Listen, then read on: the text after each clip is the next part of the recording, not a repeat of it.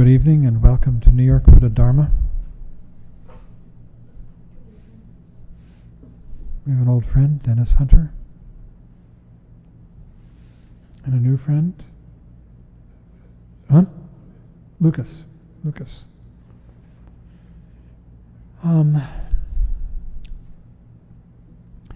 So we've been working our way through cutting through spiritual materialism. The book by Trungpa Rinpoche, first book published in the United States back in the early 70s. And we're up to the chapter called The Development of Ego.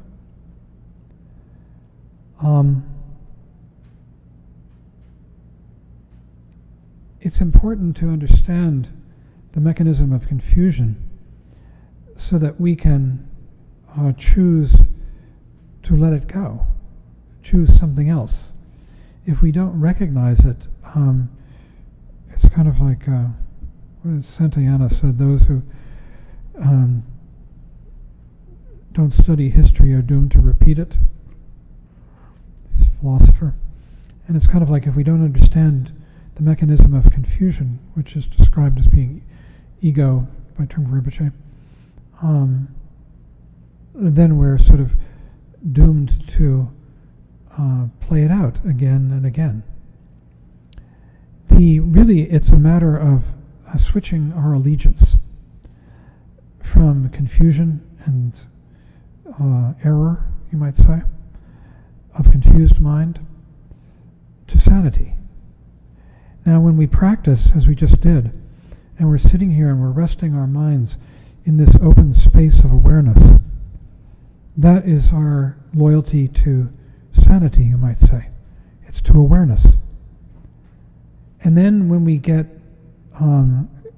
lost in thoughts about myself, who I am, what I'm doing, am I meditating correctly, all the other kinds of things that come up, the dreams that inhabit our minds, we forget that sanity and we devolve into stories about me. And those stories are always about the past and the future. They are driven by hope and fear. They are riddled throughout with anxiety. Sometimes it's very intense, and sometimes it's very faint. But even the happy stories that we tell ourselves are really permeated with a low-grade anxiety, the anxiety that the happiness that we have may not last, that it's not perfect. And then, so even the most blissful states have anxiety as their sort of underlying theme. And then when we come back to awareness in the present moment, we give our loyalty to this open awareness now, which is switching our loyalty from confusion to sanity, to awake mind, aware in the present moment. We cut through these dreams of the past and the future, of hope and fear, and of me. Every time one comes present 100%, just here. And we all do it. Everybody's doing it right now. I can see it in your eyes. You just come here and there's no thought of I, until there is. And then or I comes up again and it passes away. But every time we're 100% present, there is no I. There's just this space. And we can live that way. It's not necessary to tell ourselves these stories about I, about me and mine. They're always so past and future and fraught with fear and hope. So it's good to understand how these stories arise, because we can begin to see the mechanism by which they are created over and over and over again. They are really the stuff, these stories, of doubt, of a lack of trust in the fundamental being that we have. And so Trungpa Rinpoche said one time that while Buddhism has no idea of original sin the way Christianity does, nonetheless, that kind of doubt in oneself, which is what ego is all about, me and my well-being, worrying about it, is the Buddhist version of original sin. And it happens over and over again in the present moment. It just arises and passes away. And it's an act that we commit, an act of distrust, of lack of confidence. We are demonstrating a lack of confidence in life as it arises right now. It's as though we're saying, this is not enough, I want something more in the future. I want to avoid these bad things in the past that happened to me in the past. Or I want to recreate the good things that I remember from my past and have them happen tomorrow or the next day or in the next year. And these are dreams. They're the stuff of dreams. And we get lost in them. We can spend huge amounts of time lost in these dreams. So there is a description of how this arises, and it's called, he described it in the chapter of this, the title of this chapter, as the development of ego. Ego is the sense of I. Trungpa Rinpoche borrowed the Freudian term, which literally is Latin for I, ego, and used it to translate the Sanskrit word Atman, which means self, or in Tibetan it's dak. Dak means self. This idea of I, me, myself. And he translated as ego. And how does this ego arise? Because, in fact, it's just a fiction. It's a statement. Or, as he once bellowed at me, it is a lie. And it arises from time to time. It's just like, I say it. There it is, It arose, it passed away. And how does it get so complicated and we become so neurotic behind this idea of me, I?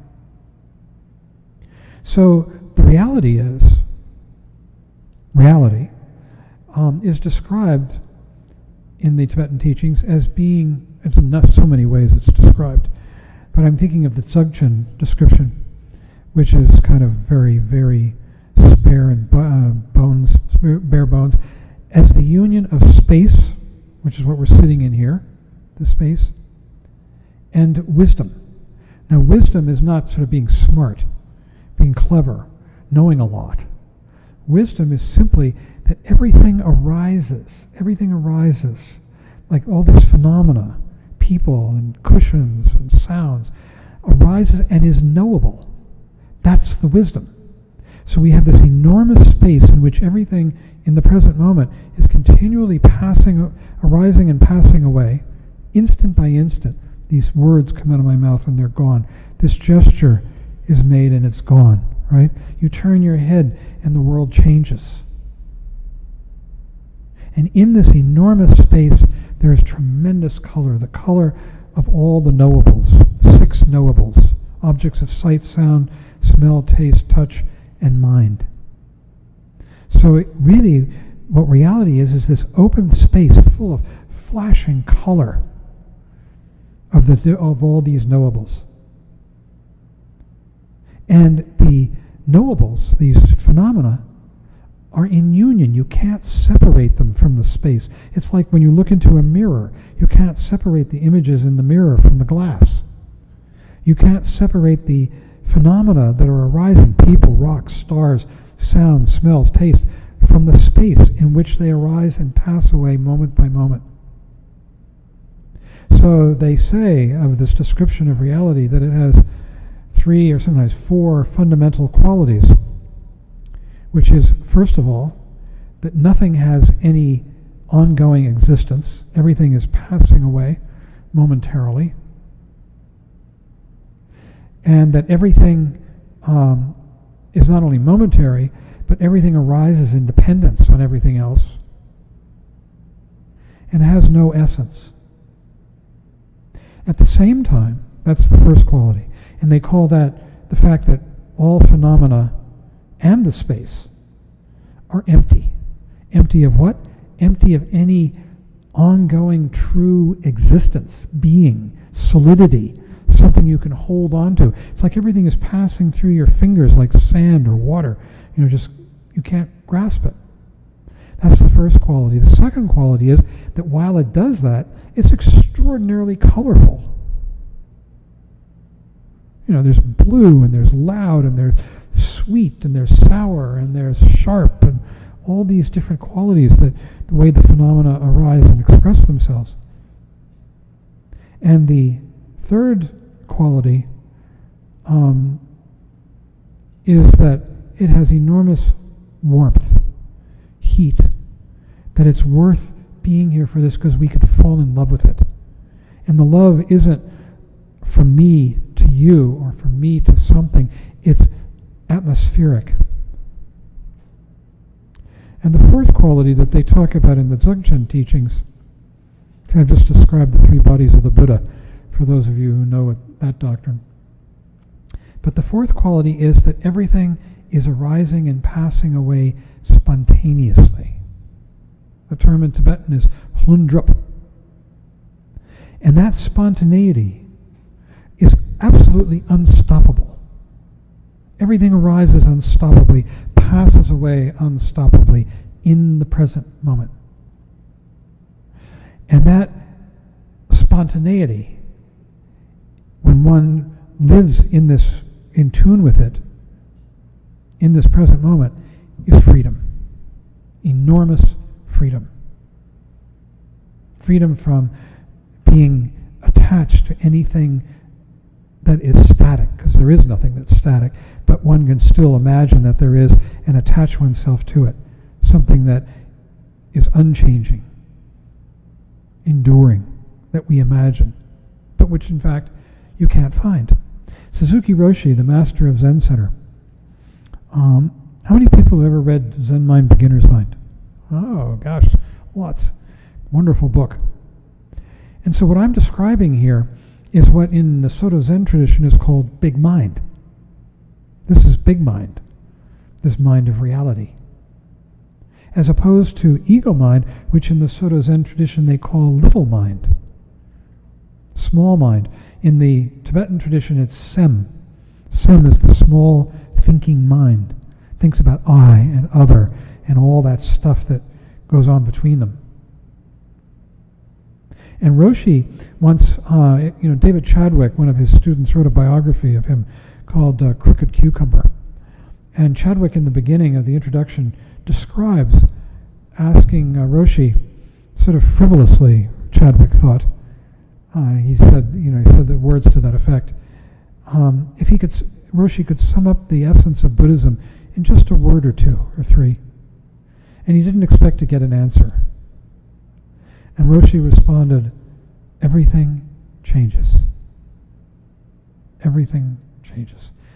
It's a description of what we're sitting in the middle of. Everything changes. Nothing escapes change. All the time. So how does ego arise? Ego is the antithesis of this.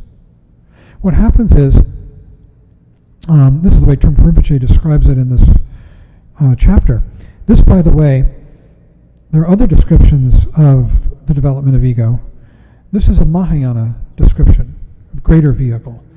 Actually, it comes from a tradition within the Mahayana called the Yogacara school of thought. The Yogacara, or the Chittamatra, mind-only school. They're the different words for pretty much the same thing. There was an earlier version of this that is part of the Hinayana, which we're not going to talk about tonight. But this is a very dynamic description of the development of ego, and you don't find it everywhere. And what it says is that in the middle of this open field of awareness, of reality, of this union of space, yin in Tibetan, and yeshe, wisdom, suddenly there is a selecting out. It's like I identify, there's a person, there's a cushion, here's a sound. And we begin to ignore the space in which this thing exists, and we focus on the thing itself, as though it had a true existence, as though somehow it were static, unchanging for however long, a moment, an instant. And we say, there's Mike. I know Mike. I knew him yesterday. I'll know him tomorrow. I know who he is. He's unchanging. he's constant. But he's not. He's changing all the time right in front of me as he moves, shifts his postures, thinks different things, says different things. Never the same thing twice, quite, except in my mind. So what happens is we select out and we begin to focus on an object out there. There's a focusing. It's as though something emerged, a figure, and everything else became ground. And that figure stands out, and everything else sort of steps back into less importance. The figure becomes the focus, and everything else becomes background. I remember once Trungpa Rinpoche was teaching this to a bunch of CU students, University of Colorado students, and he was in a classroom. This was in the early days, and he'd been invited to teach a course at the University of Colorado. And he went to the blackboard and he picked up a chalk and drew a stick figure of a bird on the blackboard. And he asked the class, what's this a picture of? And nobody wanted to answer because it was so obvious, you know. Finally somebody said it's a picture of a bird. And he said, it's a picture of the sky. See, that's the way in which we ignore the ground. And the word for this kind of ignoring is avidya in Sanskrit, marigpa in Tibetan. Vidya is to see. A is a denial, or it's a negative. Avidya means not seeing. Rigpa is the translation into Tibetan of Vidya, means to see. And marigpa means not seeing. What are we not seeing? We're not seeing the ground. We're only looking at the figure. And this is usually translated into English, interestingly, as ignorance. That's the way these terms are translated. Ignorance, fundamental ignorance. The ignorance that creates unenlightened beings, or as they say in the texts, sentient beings. There are Buddhas and there are sentient beings. Us unenlightened people like me, we're sentient beings. We're ignorant. We are stuck in ignorance. And the understanding of ignorance is we're ignoring the ground. We're just focusing on the figure. And when we do that, that figure out there implies, and it only implies, the existence of a seer here. Never mind that the whole space that we're in is lit with knowingness. We think, that's there, I'm here looking at it. I'm here seeing it. And suddenly there's an object and a knower of the object. And we have the birth of duality. This is the first of the 5 developments of ego. They're called skandhas, or heaps.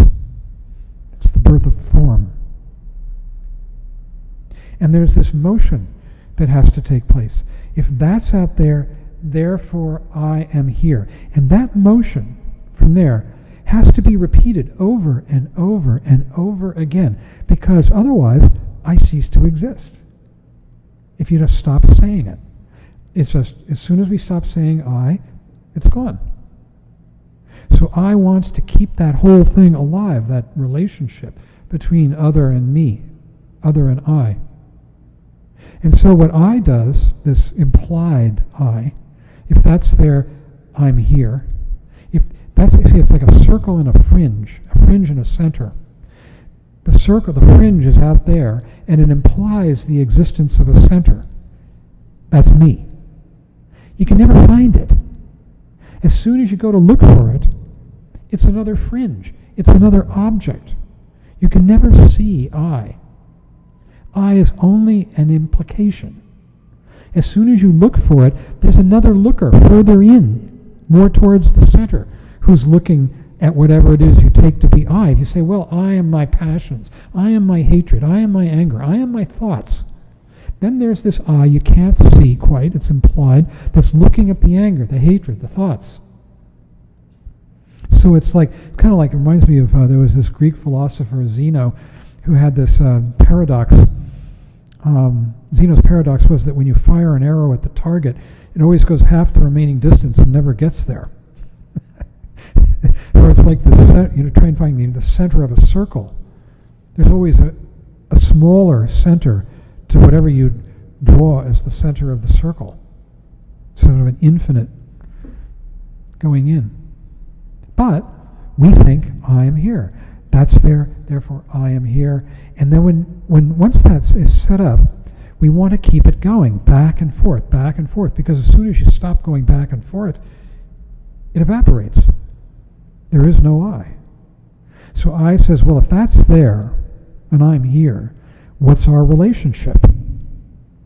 And you reach out, as it were, to feel, is that thing for me, against me, or indifferent?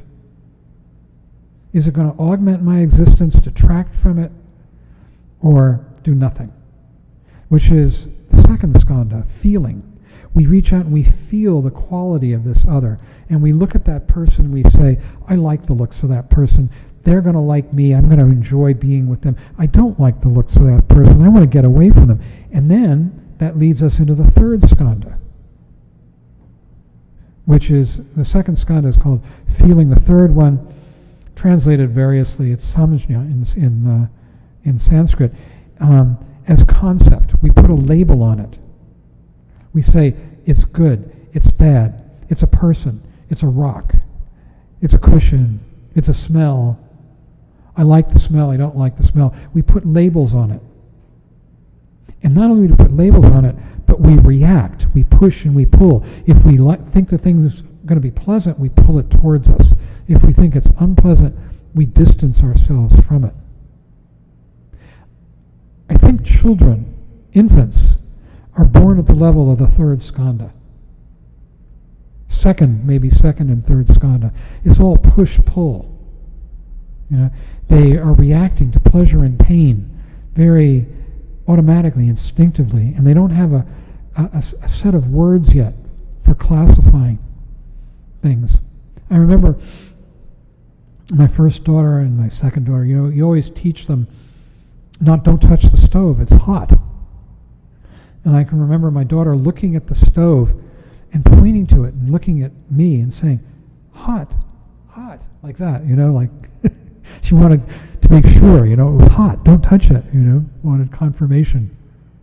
Beginning to learn how to classify things as for me, against me, or indifferent, which is the third skandha.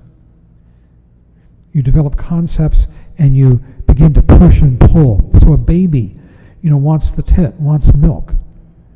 When they're in pain, they cry. They don't want the pain, want to get rid of it. And we do the same thing with more complicated and more sophisticated mechanisms. Now, this elaborates. The child begins to develop a more complex vocabulary and more subtle ways of classifying the phenomena of the world and their responses.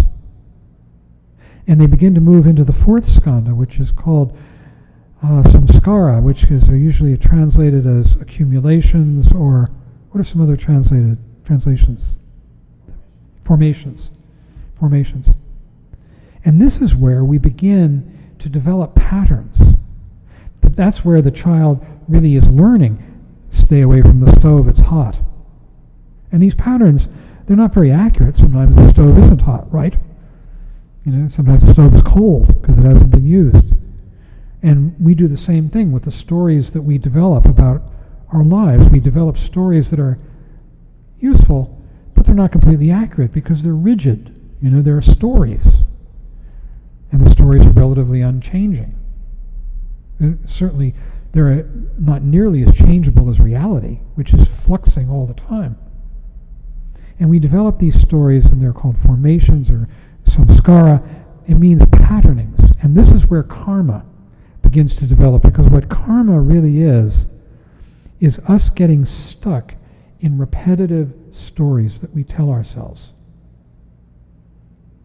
We tell ourselves, I'm worried about money. I'm worried about money. I'm worried about money. Today I'm worried about money. I was worried about money yesterday. I'm going to be worried about money tomorrow. And we repeat the story over and over again with very slight variations. This is samskara.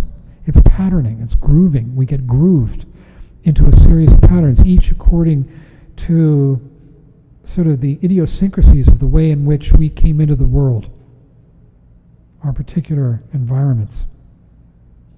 And those patternings can be more or less painful, but they're always painful and pleasurable. They go together.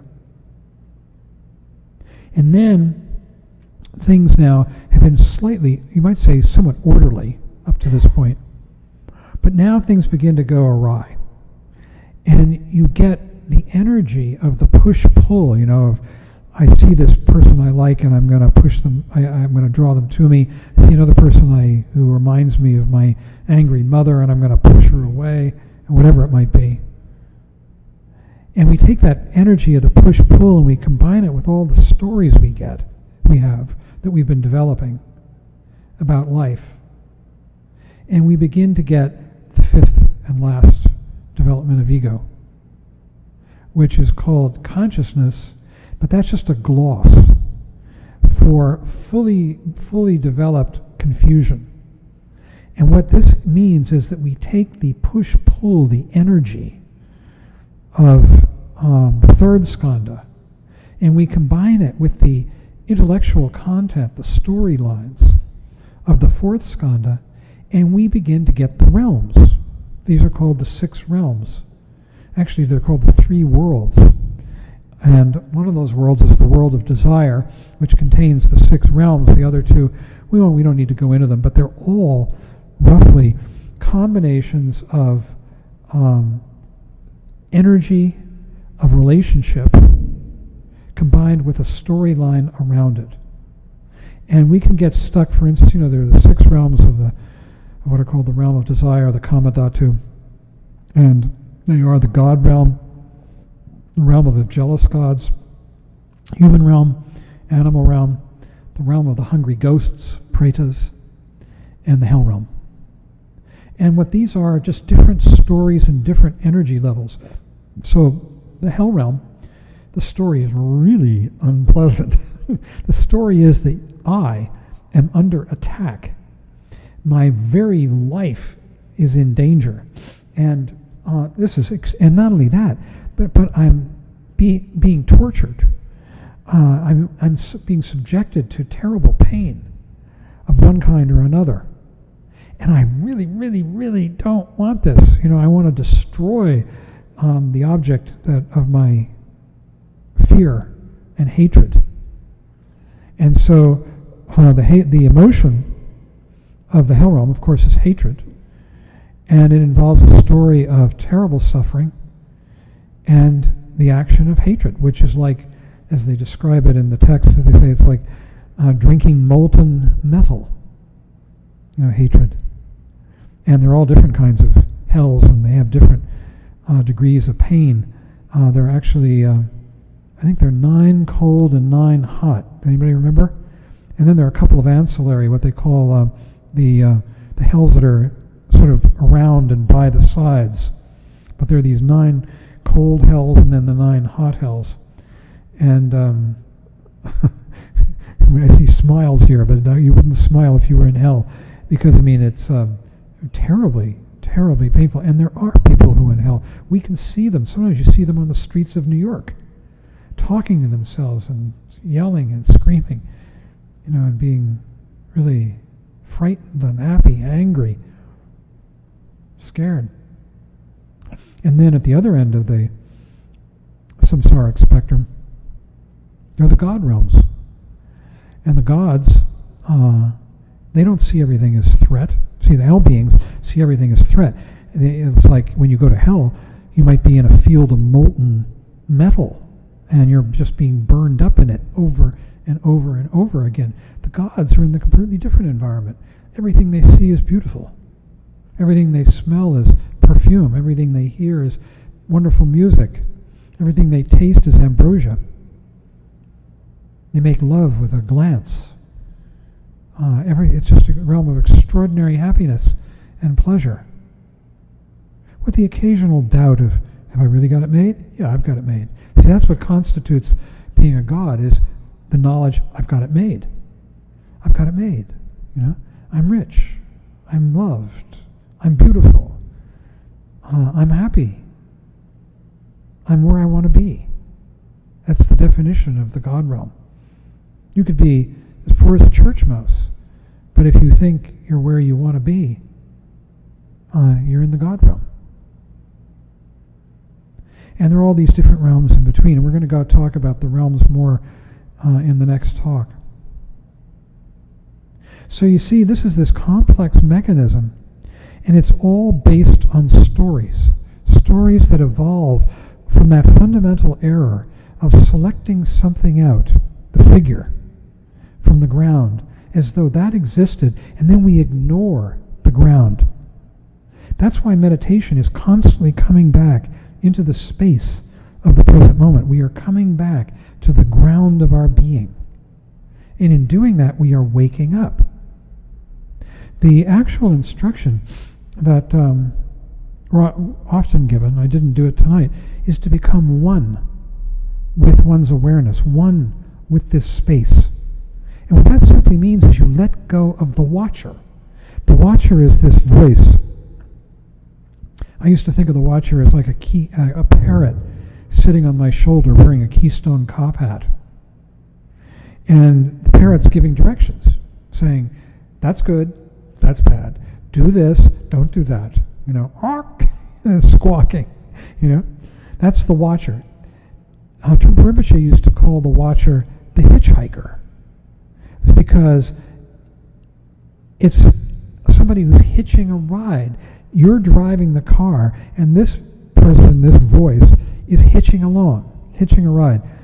You don't need them. It's extraneous. You're just giving them a ride. So the act of meditation is to let the watcher dissolve and to just come fully present into the present moment again and again and again. And in doing that, we give up the stories, that whole complex mechanism of ego.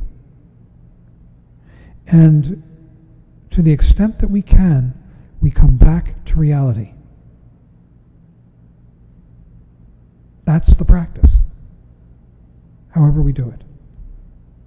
You can do it walking down the street, which is terrific practice. And it's important to do it on the cushion.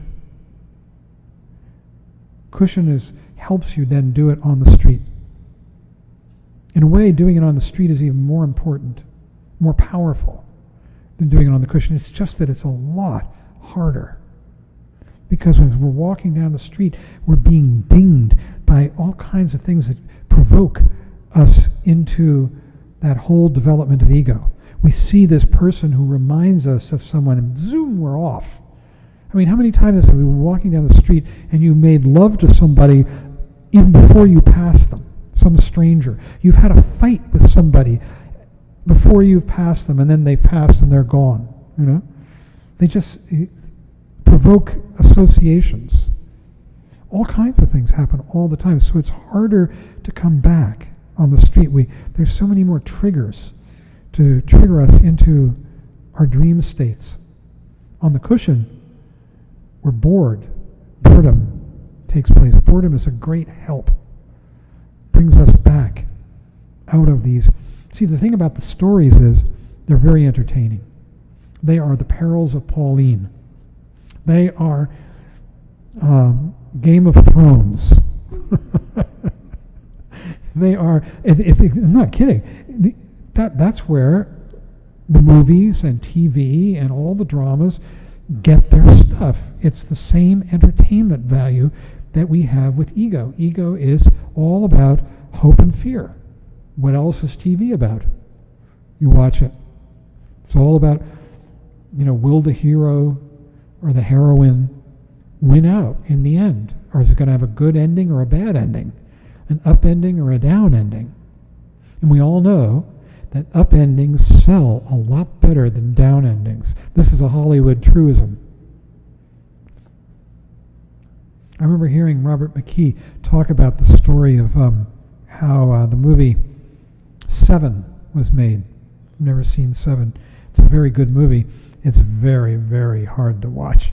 It's really gross movie. It's an excellent movie. And it was originally written with a very down ending. And the producers took a look at it and made the writers write an up ending to it. And they did. And then Brad Pitt got hired to star in it, and Gwyneth Paltrow and Morgan Freeman, they're the three stars.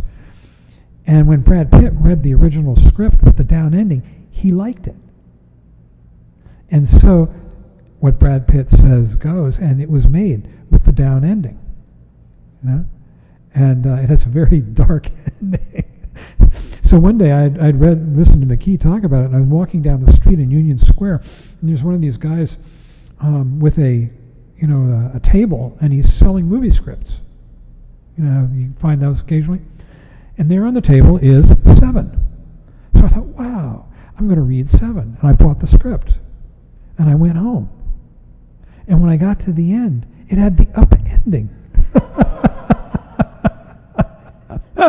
It was good. It was a really good end. It was clever. Huh? The up ending? Do you remember the movie? Remember the movie? In the movie, wait a minute. In the movie, yeah. In the movie, Brad Pitt shoots Kevin Spacey, and they take him away, right? That's a down ending because Brad Pitt was the hero, right? The up ending is that, you remember, they're going back and forth. Brad Pitt's got his gun on Kevin Spacey. Kevin Spacey's this monster, serial killer, and he's killed Brad Pitt's wife. He's a detective, and he's killed his wife. It was his last act of murder. And the question is Brad Pitt going to shoot him? He's got his gun on him, or is he going to be a cop? And Morgan Freeman is standing there saying, don't do it, don't do it, don't do it. And then you hear this bang.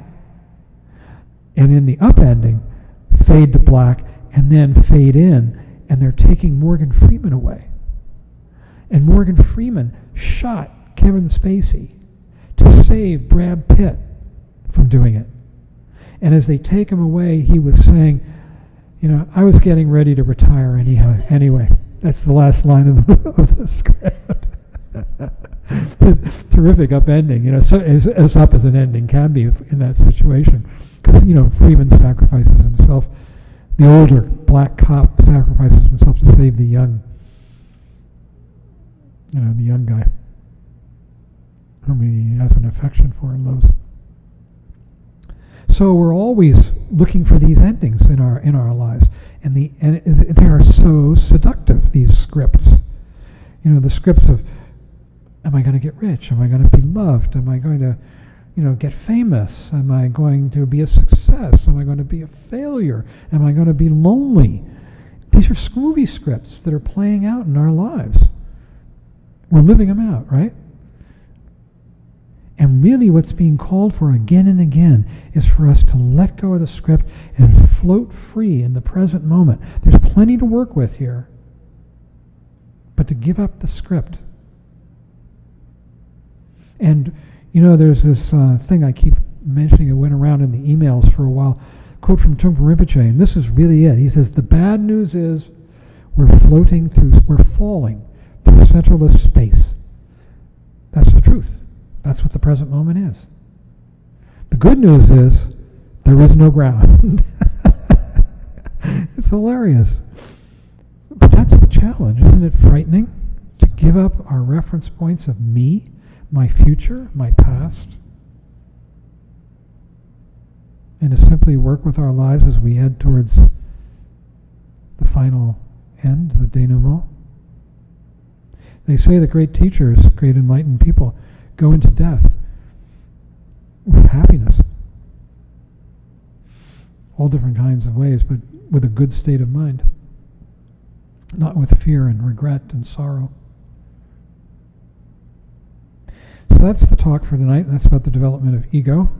Next week we're going to talk about the realms in all their color and neurosis.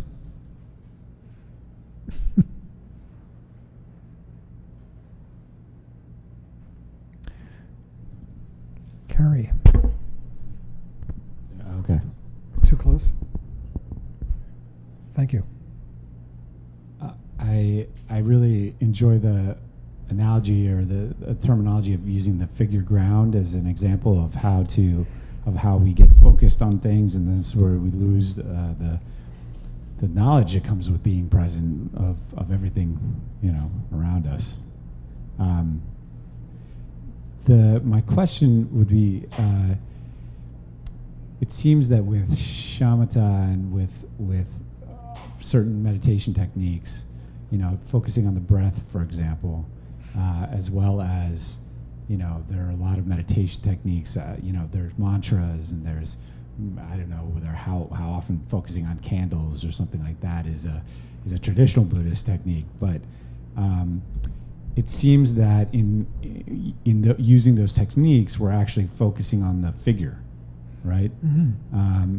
Could you talk a little bit about the relationship between these meditation techniques that have us focusing on a figure of some sort versus, the Vipassana, where we're really kind of, in the awareness of the space, and why do we do that? Why do we focus on the figure in some meditation techniques?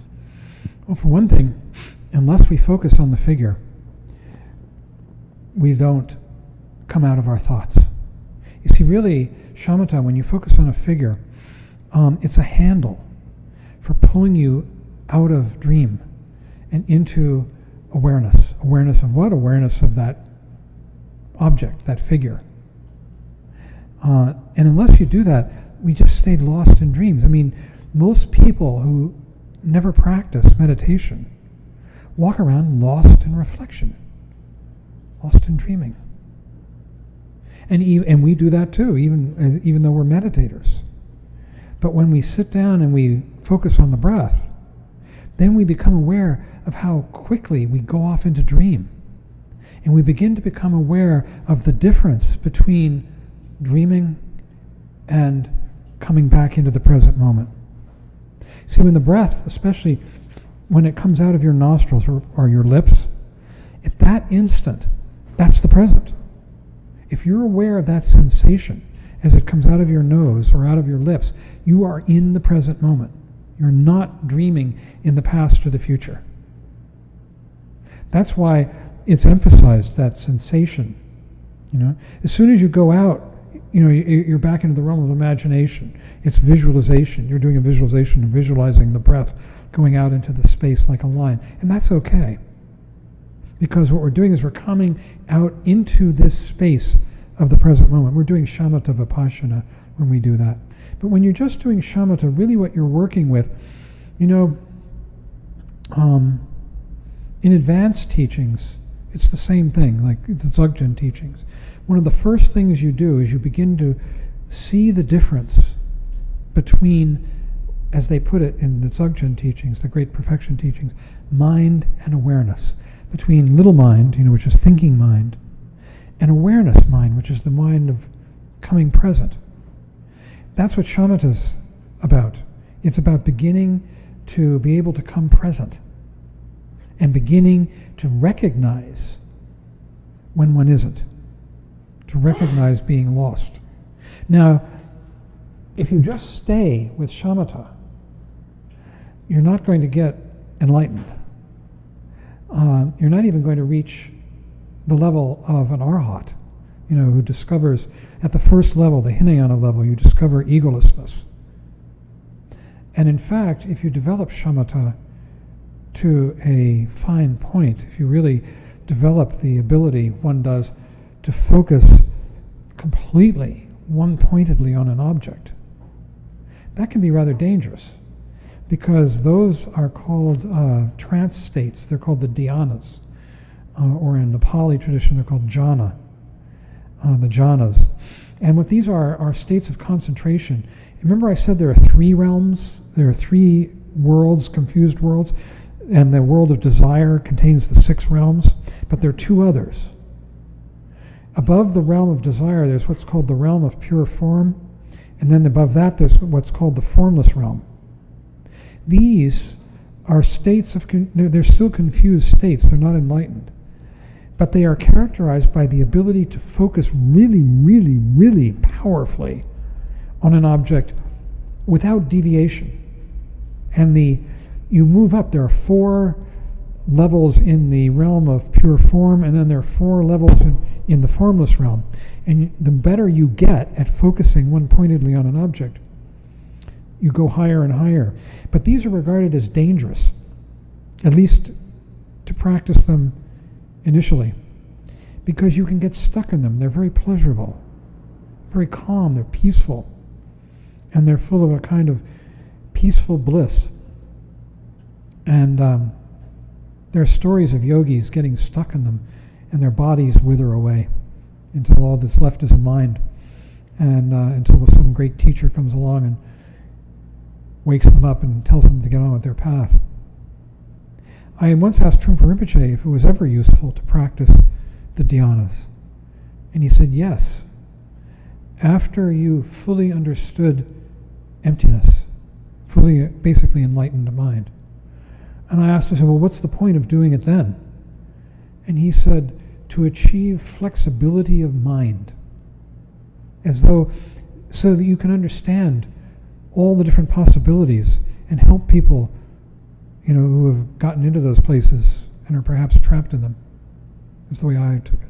He just said to achieve flexibility of mind, and that the rest of it's my interpretation. So we start out with shamatha, and then we go to vipassana. Now, you never let go of shamatha.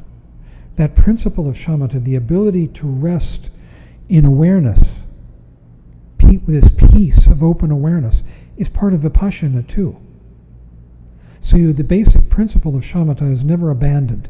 But to it, you add this open awareness, the field of awareness, which is vipassana, the development of insight, awareness, and that leads into understanding of egolessness and ultimately to Buddhahood. It's necessary to progress from shamatha to the development of awareness practice, vipassana, in order to achieve enlightenment ultimately. And the practice that we just did here this afternoon, is shamatha vipassana. It has the breath going out, the focus on the breath, but we're aware of the space, the present moment. So the shamatha is the awareness of the breath, you might say. This is a little simplistic. And that openness of space is the vipassana. And the more we give our loyalty to this space, which is real, it's true, it's reality, the more awake we become. The more we progress towards Buddhahood. I think of it as identifying, instead of identifying with me and you, that we identify with the whole field. And things that are out there are just in a different location, just as my finger is in a different location than my cheek,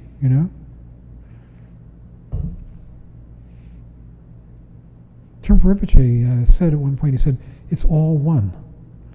Just different qualities, that Dennis is sitting there and this leg is here and, there's the floor there and a sound. They're just different qualities of the field. But it's all this. It's what we're given.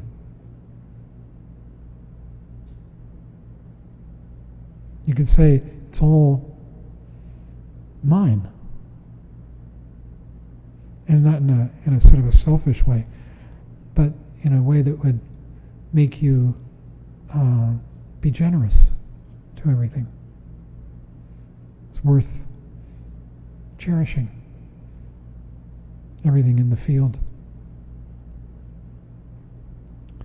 Mr. Hunter.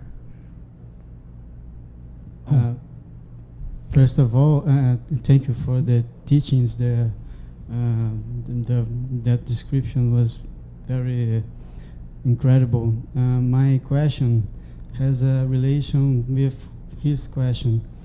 You were talking about insight, and well, in my practice of meditation, it's really, I think it's really incredible. When you what? It's really incredible when you start to practice that openness, the insights about things that happens to you, like in your life, or maybe an idea about something you are working at.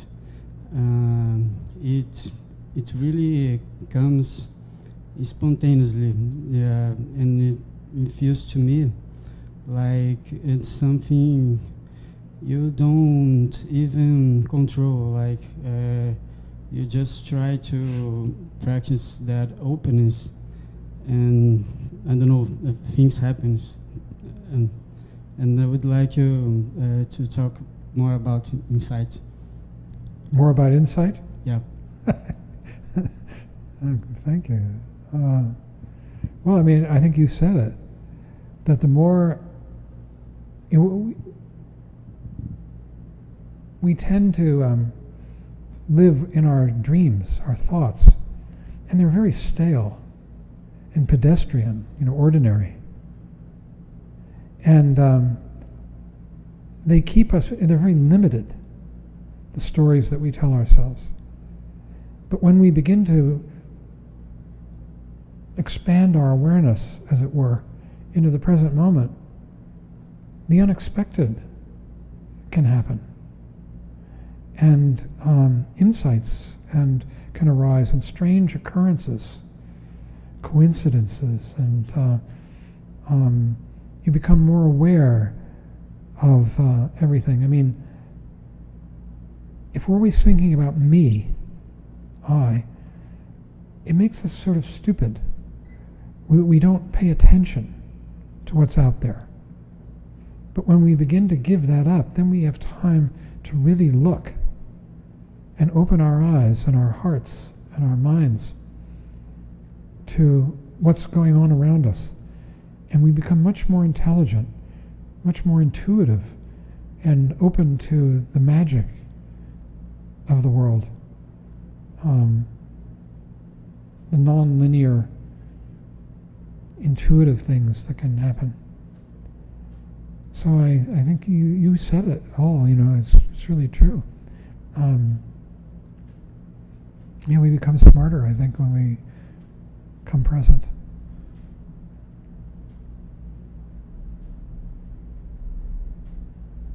Dennis, you had something to say.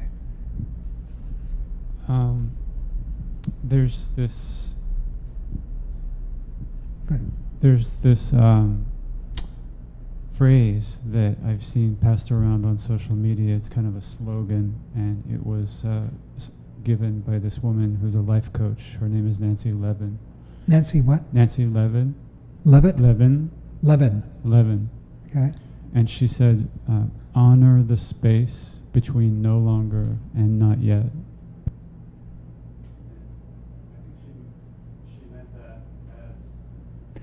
I think our battery's dying. She meant that as kind of life advice, because she's a life coach. So, honoring the space of what's going on in your life right now instead of, what used to be and what hasn't come to be yet. But I have taken that phrase into my practice and found it to be an incredibly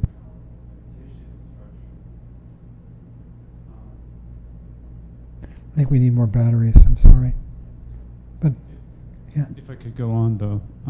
Please. Because, it's kind of very related to the style of practice that we were doing tonight, as we rest our attention in this open space between, what no longer is and what hasn't come to be yet, honoring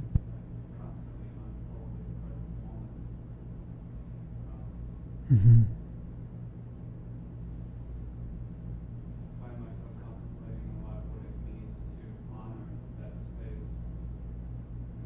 To honor something means, I think, first of all, to give it your full attention. But even more than that, to give it respect and appreciation.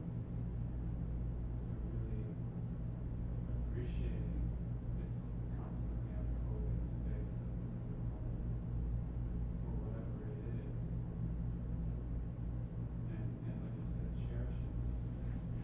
Cherishing. Yeah. And then the sense that there is a great spaciousness in the present moment. I think sometimes we think of the present moment as this little pinpoint, between the past and the future, something very small that is constantly slipping away. But when we really rest here in the space, we begin to see how open it actually is. Well said. Almost Hmm? infinite. Infinite. Unfolding. Yeah, well, It's like you said there, it's unstoppable. The unfolding of the present moment in space. right. Yeah. It kind of hit me very directly when you used that word, unstoppable. Thank you. Well said. One could fall in love with this space. The space of the present moment. It's beyond, again, in the Dzogchen teachings, they say that even the present moment doesn't exist. They talk about the fourth time, that it's just an idea. I have more batteries if we need them, or if we're not going to end. In my bag over there.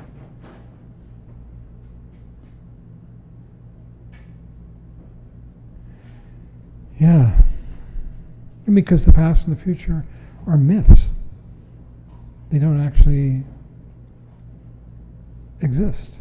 They're just stories.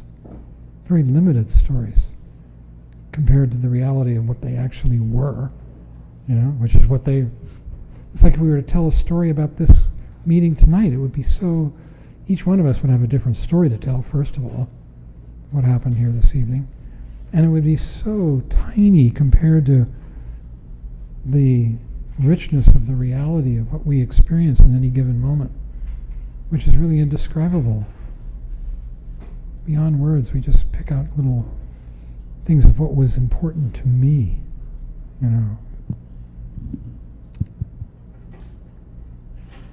Yeah, it's a huge challenge, to ego. Come into the present moment. Giving up reference points. How many times did Trungpa Rinpoche exhort us to give up reference points? Reference points of I and other, past and future, who I am. I remember a friend of mine had a meeting with a lama, and the lama, he came out of it with looking stunned, and he said the lama had told him that he had to let go of the idea of who he was, who he had been and who he was today. That history, let go of it all. That sense of identity.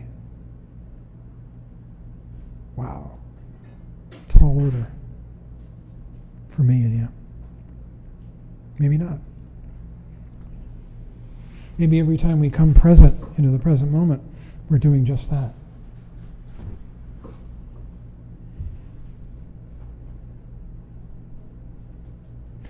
Well, we should probably end. And anybody have anything more they'd like to say? Yes, Carrie. Sorry, just one other thing that I was just thinking about a little bit when talking about, the focus, like having, developing really single-pointed focus. And it occurred to me while you were describing that it's a little bit like, my experience as a musician when I'm playing music and I'm very, I'm sort of jamming or just whatever. I'm kind of not playing something prescribed, and it makes you. I feel like it makes you very present. You're very present with what you're doing, but you're not necessarily aware of anything else at the same time, right? So, and it can be a very pleasurable experience. Certainly, playing like it's. I mean, you can do it for hours and be totally present with what you're doing, but totally unaware of other things that are going on around you, and really enjoying that. And then I realized too that also is it might very well be like all the experience that maybe a lot of us have, not just with something like music, but with work, or something that we enjoy doing, right? And it could even be something like, it could be like working with numbers. It could be like banking, or in my case, real estate, or whatever that is. It's not, I realize, like, I've been working really hard the last, few days, like couple weeks really, and my days go by like in an instant, right? I wake up in the morning, I start working, I work all day long. There's not a lot of ego injected into it. There's definitely underlying fears and anxieties about, not getting my work done or whatever. But for a lot of that day, I'm present for that, for whatever it is that I'm doing, and I'm not injecting a lot of, like, of egoistic stuff. I'm just getting the work done. But at the same time, and there is a pleasure that I get from that, but at the same time, there's sort of a danger in that too, right? There's a danger of getting lost in the work. There's a danger of getting lost in even playing music, or maybe art, or all kinds of things where that you have that single-pointed focus. And I wonder if that is the danger, sort of what you were describing, or certainly like that, the flexibility of mind that you're saying that the dhyanas is. Yeah. Yeah, the one-pointed focus. I think it is. Yeah. Yeah. That's, I hadn't thought about it in terms of, I was thinking about it always in terms of meditation techniques, but in terms of recognizing what it's like to lose yourself in a single point of focus. Well, we could also lose ourselves in dreams. Our dreams of whatever they are, our dreams of our past and our future and our perils and our hopes and our fears, and just like losing yourself in a TV show. And suddenly an hour has gone by and you didn't even know, because you were caught up in this peril of Pauline, this melodrama, whatever it was. But I mean, time is so weird. Isn't it? And in fact, the teachings say it's just an idea. It doesn't really exist. Rochelle and I guess, are the oldest people here. Yes. Huh? Maybe I am. I think I'm old. I'm older than Rochelle, probably. I don't know. You never ask a woman her age.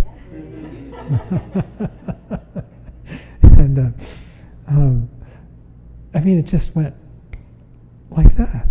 It was just a minute ago I was 25. It's really funny. It's odd. The other day, I was cleaning out a storage locker and I came across a bunch of VHS tapes. And I've kept a VHS player because I knew I had these tapes somewhere. And so I put them in. And there I was 20, 30 years ago.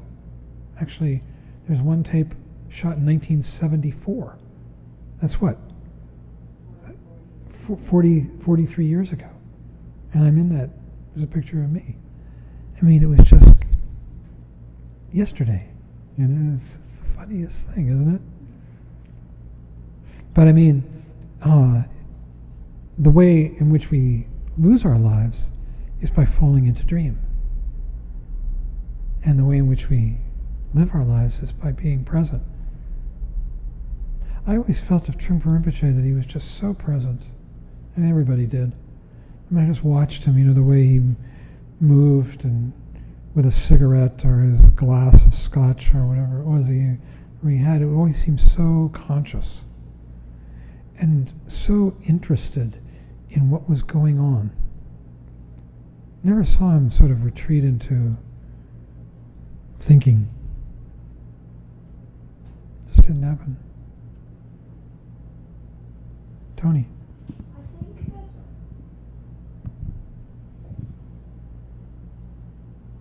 I think there is a lot of space in perceived failure to lose your orientation in a good way. So you lose that reference point when you set out to be a mom, and then you're not a mom anymore. So as long as I'm not grasping for that and trying to hold on to what that identity was, there is like suddenly this freedom in completely losing your reference point. Seems like failure, trauma, lots of things like that are fodder for the path. Indeed. Indeed. Suffering motivates us. Well, we should probably end. So we'll dedicate that. Rochelle is going to hand out the chat.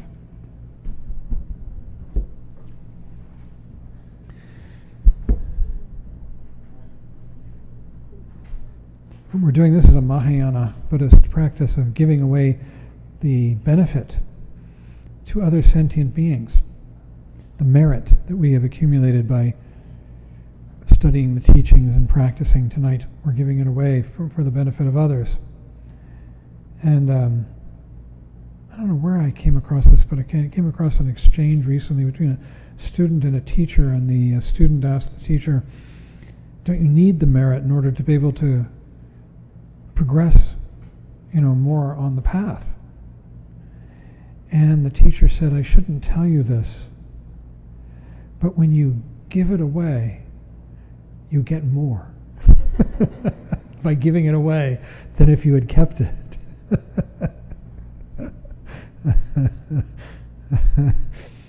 But of course, if you do it with that motivation, then it's not going to work. It gets very tricky. By this merit, may all attain omniscience. May it defeat the enemy, wrongdoing, from the stormy waves of birth, old age, sickness, and death, from the ocean of samsara, free all beings, by the confidence of the golden sun of the great east. May the lotus garden of the Rigdon's wisdom bloom. May the dark ignorance of sentient beings be dispelled. May all beings enjoy profound, brilliant glory.